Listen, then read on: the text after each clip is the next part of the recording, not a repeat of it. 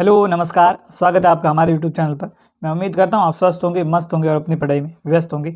आज लोक देवता का हमारा दूसरा पार्ट है। एक पार्ट जिसमें हमने पंचपीर और लोक देवता मामा जी के बारे में और पंचपीर में कौन कौन से लोक देवता हैं ये देख लिया था। आज इस वीडियो में हम शुरू करने जा रहे हैं लोक देवता रामदेव जी को पढ़ेंगे और ऐसे ही टॉपिक वाइज आपके ये क्लासें चलती रहेगी। तो चैनल को अभी तक सब्सक्राइब नहीं किया है तो प्लीज़ चैनल को सब्सक्राइब कर लीजिए। बिना टाइम गंवाए शुरू करते हैं अपने आज का वीडियो। रामदेव जी, तो सबसे पहले बात करें कि रामदेव जी को किन किन नामों से जाना जाता है। तो रामदेव जी को राम सपीर भी कहते हैं, रूणीचारा धनी भी कहते हैं और बाबा रामदेव जी भी बोलते हैं। तो बात करें रामदेव जी का जन्म कब हुआ। तो रामदेव जी का जन्म भाद्रपद शुक्ल द्वितीया को कब? भाद्रपद शुक्ल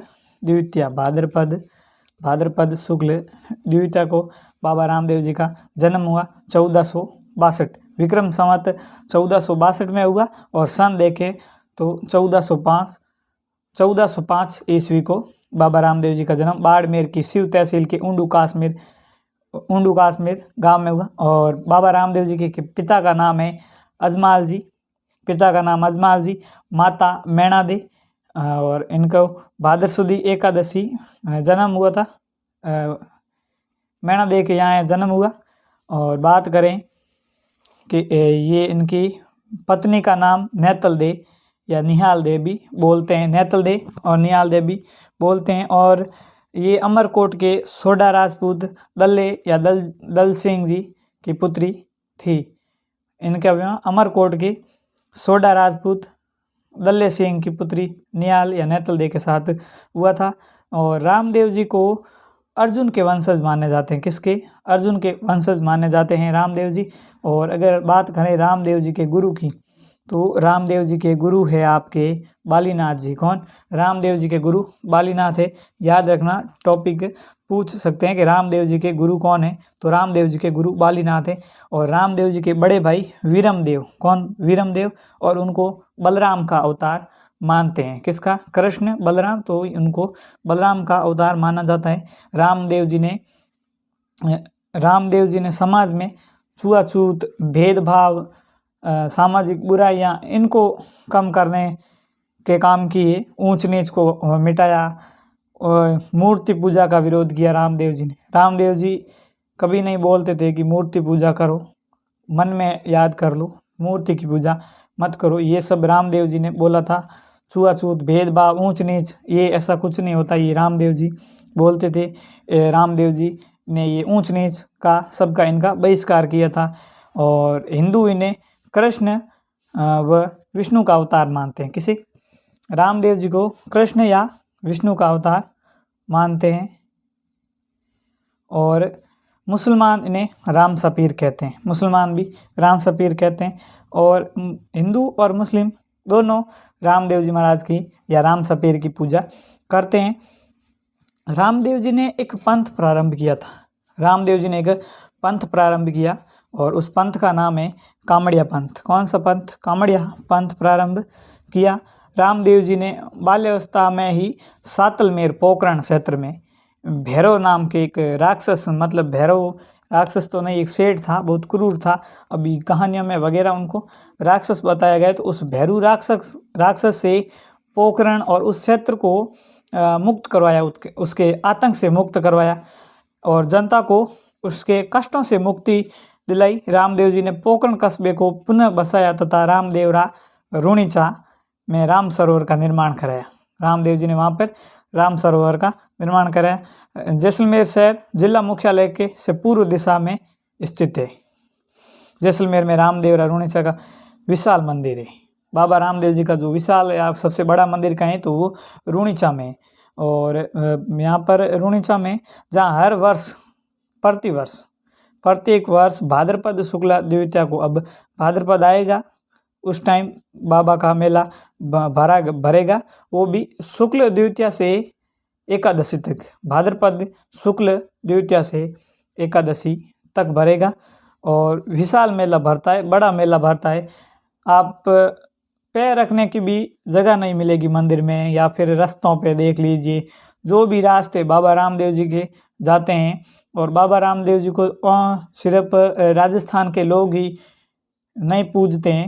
बाबा रामदेव जी को गुजरात, बाबा रामदेव जी के आपने भजन सुने होंगे तो उसमें बाबा थाने दावे आखो मारवाड़, आखो गुजरात, गुजरात मारवाड़ MP मध्य प्रदेश उत्तर प्रदेश से लोग पैदल आते हैं और बाबा रामदेव जी की पैदल फेरी लगाई जाती है। बाबा रामदेव जी के मेले की सांप्रदायिक सद्भाव की स्थिति के लिए ये मेला भरता है। भक्तों के कष्ट दूर होते हैं बाबा रामदेव जी के फेरी लगाने से। भाद्रपद द्वितीया को बाबा रामदेव जी का जन्मोत्सव एवं भाद्रपद दशमी को समाधि उत्सव होता है। भाद्रपद दशमी को समाधि उत्सव होता है। इस मेले का दूसरा आकर्षक रामदेव जी की भक्ति में कामड़ जाति की स्त्रियों द्वारा किया जाने वाला तेरे ताली नृत्य है। बाबा रामदेव जी की जो भक्त हैं कामड़ जाति की, ये नृत्य विशेष उसी दिन किया जाता है और ये नृत्य अच्छे बहुत मतलब एकदम खास तरीके से नृत्य ये तेरे ताली होता है, जिसमें हाथों में मंजीरे बांधते हैं, पैरों हाथों में मंजीरे बांधते हैं, तेरे मंजीरे होते हैं, उनसे डांस किया जाता है। इन्हें अन्य मंदिर जोधपुर पश्चिम में मसूरिया की पहाड़ी पर एक मंदिर है। मसूरिया की पहाड़ी पर एक मंदिर है और जिसे बालीनाथ जी की समाधि है। और बिरांठिया वर्तमान में ब्यावर में है एवं सूरतखेड़ा चित्तौड़गढ़ में भी इनके मंदिर है। यहाँ इनके मेले भरते हैं। इनका एक मंदिर छोटा रामदेवरा गुजरात में भी है।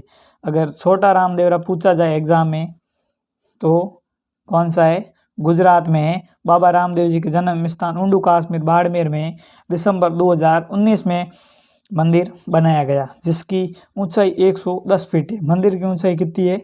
110 फीट है। इस मंदिर के निर्माण में जैसलमेर के पीले पत्थरों का उपयोग हुआ। किसका उपयोग हुआ इस मंदिर में बनाने के लिए? तो जैसलमेर के पीले पत्थरों का इसमें उपयोग हुआ है मंदिर बनाने में। और बाबा रामदेव जी के जो भक्त होते हैं उन्हें रिखिया बोलते हैं। जो जम्मा जागरण होता है, बाबा रामदेव जी का जम्मा या जागरण होता है, जब वो आते हैं तो उनको रिखिया बोला जाता है। बाबा के जो भी भक्त होते हैं उन्हें रिखिया बोलते हैं। जिन्हें जो मेघवाल जाति के भक्त होते हैं उन्हें रिखिया बोला जाता है। इन्हें श्रद्धापूर्वक हम जब जाते हैं या कोई भी श्रद्धालु जाता है तो कपड़े के घोड़े चढ़ाए जाते हैं। रामदेव जी के घोड़ा लीला घोड़ा था। रामदेव जी के घोड़े का नाम क्या था? लीला घोड़ा। रामदेव जी के घोड़े का नाम लीला घोड़ा था। और बाबे की जब बीज आती है, बाबे की बीज या उसे बाबेरी बीज दूज होती है, उसे बाबेरी बीज नाम से भी हम पुकारते हैं बाबे की बीज को। और बात करें बाबा रामदेव जी के चमत्कारों को पर्चा कहते हैं। बाबा रामदेव जी के जो चमत्कार होते हैं उनको पर्चा कहते हैं। और इनके भक्तों द्वारा भजन गाए जाते हैं। रिखिए द्वारा आते हैं या जो बाबा रामदेव जी के भजन गाए जाते हैं उन्हें ब्यावले कहा जाता है। और रामदेव जी के मंदिर को देवरा बोला जाता है। रामदेव जी के मंदिर को देवरा या देवल बोला जाता है, जिन पर सफ़ेद रंग की 5 रंगों की ध्वजा चढ़ाई जाती है। सफ़ेद या तो सफ़ेद चढ़ाते हैं या फिर 5 रंगों की ध्वजा चढ़ाई जाती है, जिसे नेजा बोलते हैं। अब ये हमें RPSC पूछने लग गई है कि बाबा रामदेव जी की ध्वजा को क्या बोलते हैं, वरना जो भी जितनी भी ध्वजाएं हैं सबको नेजा ही बोला जाता है। और RPSC ने बाबा रामदेव जी के ये नाम पे पूछना शुरू कर दिया। तो जो हमें एग्ज़ाम में पूछा जाएगा हमें वही याद करना पड़ेगा। इसलिए हम याद करते हैं कि नेजा बाबा रामदेव जी की ध्वजा को बोलते हैं। और ध्वजा पर लाल रंग की पगली चरण, बाबा रामदेव जी के चरण बनाए जाते हैं। ये चरण उस टाइम के होते हैं जैसे समाधि ले रहे हैं, और जो समाधि ले रहे उनकी पूजा करने के लिए उनके चरण की जो धूल पे बने हैं वो चरण पत्थर पे बना देते हैं। उन चरण की पूजा की जाती है, जिन्हें पगले बोले जाते हैं। रामदेव जी के एकमात्र ऐसे देवता है जो कभी भी थे। एक रामदेव जी ऐसे देवता है जो कवि थे और इनकी रचना है 24 बाणियाँ। इनकी रचना है 24 बाणियाँ इनकी रचना है। रामदेव जी के नाम पर भाद्रपद द्वितीया व एकादशी को रात्रि जागरण किया जाता है, जिसे जम्मा बोलते हैं। रात्रि जागरण को जम्मा बोला जाता है। रात्रि जागरण जो बाबा रामदेव जी के लगाया जाता है उसे जम्मा कहते हैं। भक्तजन देखिए जम्मा गाते हैं। और डालीबाई रामदेव जी की एक भक्त थी और जिसे रामदेव जी की मुँह बोली बहन, धर्म की बहन भी बोला जाता है। और ये रामदेव जी समाधि ली एकादशी को, उससे पहले एक दिन पहले डालीबाई ने भी समाधि ले ली। जहाँ पर रामदेव जी समाधि लेने वाले थे वहाँ पर डालीबाई ने एक दिन पहले समाधि ले ली। उसके बाद दूसरे दिन रामदेव जी ने समाधि ली थी। वहीं डालीबाई का मंदिर है, जहाँ पर उन्होंने समाधि ली थी वहाँ पर डालीबाई का मंदिर भी है। मक्का से आए 5 पीर, मक्का से 5 पीर आए थे और पंच पिपली स्थान पर पर्चा दिया था पीरों को। पंच जो 5 पिपली है, आप कभी भी रामदेवरा जाओगे तो जाके ज़रूर देखना। रामदेवरा से थोड़ा इस तरफ पड़ता है, थोड़ा दूर पड़ेगा, देखना ज़रूर 5 पिपली। वहाँ पर रामदेव जी ने 5 पिपली के नीचे 5 पीरों को पर्चा दिया था। 5 पीर जब आए थे, 5 पीर आए थे, तब उन्होंने रामदेव जी को बोला खाना खिलाने के लिए, तो वो रामदेव जी की परीक्षा लेने आए थे। रामदेव जी ने बोला खिला देंगे, पर उन्होंने बोला कि हम खाते हमारे बर्तनों में जो हमारे पास होते हैं और वो इस टाइम हमारे पास नहीं है। रामदेव जी ने बोला दूसरे बना देते हैं, दूसरे चांदी के मंगवा देते हैं, सोने के मंगवा देते हैं, उसमें खा लो। पर रामदेव जी को उनको आजमाना था, इसलिए किसी भी बर्तन में उन्होंने खाने से मना कर दिया। तो फिर रामदेव जी ने चमत्कार से पर्चा से वो उनके आगे वो जो थाली थी उनकी वो पेश कर दी। तब उन्होंने पीरों ने रामदेव जी के पैर पकड़ लिए और उन्होंने बोला कि आप तो पीरों के भी पीर हो, हम तो केवल पीर हैं, आप तो पीरों के पीर हैं। मैं तो केवल पीर हाँ, थे पीरा रा पीरा, मैं तो केवल पीर हाँ, आप तो पीरों के पीर हो, ये बोला रामदेव जी को। और उस डेम से रामदेव जी को पीरों के पीर राम सा पीर बोला जाता है। रामदेव जी के मिठाई जो चढ़ती है उसमें चूरमा हो गया, दूध, नारियल, धूप आदि से पूजा होती है रामदेव जी की। रामदेव जी की पढ़ मुख्यतः जैसलमेर और बीकानेर में बाँची जाती है रामदेव जी की पढ़ जो है। और रामदेव जी की पढ़ मेघवाल जाति के रिखिया द्वारा बाँची जाती है। रूणी शाह इनके पुजारी तंवर राजपूत होते हैं। जो मंदिर में पूजा करते हैं पुजारी, वो तंवर राजपूत हैं। कौन? तंवर राजपूत है। और बाबे रामदेव जी की सौगंध जब आप खाते हैं किसी भी कार्य के लिए कि ऐसा मैंने नहीं किया, कि मैं बाबा रामदेव जी की सौगंध खाता हूँ, तो उस सौगंध को आण बोला जाता है। क्या? बाबा रामदेव जी की सौगंध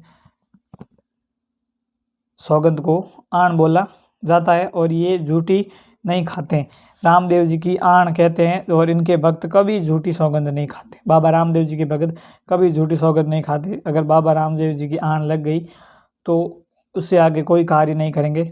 और सोने या चांदी के पत्र पर रामदेव जी की मूर्ति खुदार गले में पहनी जाती है। इस पत्रे को फूल बोलते हैं। ये रामदेव जी के ही नहीं है, राजस्थान में या कहीं भी देवता जो हैं जिनका भी गले में फूल चांदी या सोने का बना के हम पहनते हैं उसको फूल बोला जाता है। जिस पत्रे पर अंकित करके पैर बनाओ, या फिर भोमे जी क्या है तो उस पर भोमे जी के बनेगा, किसी देवी का है तो देवी का बनेगा। और उन सब पे जो भी होता है गले में पहनते हैं उसे फूल बोलते हैं। हाथों में भी पहना जाता है, गले में पहना जाता है, कड़ा आता है वो पहना जाता है। तो उन सब को एक ही बोला जाता है। पर जब आरपीएससी पूछती है तो ये रामदेव जी के हिसाब से पूछा है, तो हमें यही आंसर देना होगा कि उसे रामदेव जी के जो चांदी के पत्रे से बना के पहनते हैं उसे फूल कहते हैं। रामदेव जी के गुरु को महत्व स्वीकारते हुए सर्वश्रेष्ठ मार्ग अजाप जाप बतलाया, अजपा जाप बतलाया था। रामदेव जी रा ब्यावला ये जो कुछ लिखे हैं इनके रामदेव जी के बारे में, तो रामदेव जी का ब्यावला पूनम चंद द्वारा रचित है। किसके द्वारा? रामदेव जी का ब्यावला पूनम चंद द्वारा रचित है। और श्री रामदेव जी चरित्र ठाकुर रुद्र सिंह तोमर ने लिखा। श्री रामदेव प्रकाश पुरोहित राम सिंह ने लिखा है। राम सपीर अवतार लीला ये ब्राह्मण गोरीदास सातमक ने लिखा है। एवं श्री रामदेव जी रिवेली हरजी भाटी लिखी है। आदि इन पर लिखे गए प्रमुख ग्रंथ है। ये सब ग्रंथ है जो रामदेव जी पर लिखे गए हैं। आज हमने रामदेव जी की बात की। अगला टॉपिक हम देखें तो पाबूजी राठौड़ है। और पाबूजी राठौड़ की हम बेसिक जानकारी लेंगे। उनका गांव कहाँ हुआ, जन्म क्या हुआ, बाकी जो वीडियो हमारे पास है, एक पहले वीडियो बनाया है मैंने, उस वीडियो में आप जाकर देख लीजिएगा। लोक देवता जो बाबूजी राठौड़ है उनकी A to Z जानकारी उसमें कहानी सहित मैंने बता रखी है, अपने यूट्यूब चैनल पर ही है। अभी काफ़ी दिन नहीं हुए, थोड़ा ही नीचे होगा, वीडियो स्क्रॉल करके देख लीजिएगा। और बाकी आपको ये वीडियो कैसा लगा, अगर वीडियो अच्छा लगे तो लाइक ज़रूर करना और कमेंट में थंब ज़रूर करना। और अभी तक चैनल को सब्सक्राइब नहीं किया है तो सब्सक्राइब कर लीजिए। मिलते हैं नेक्स्ट वीडियो में, तब तक के लिए बढ़ते रहिए। जय हिंद, जय राजस्थान।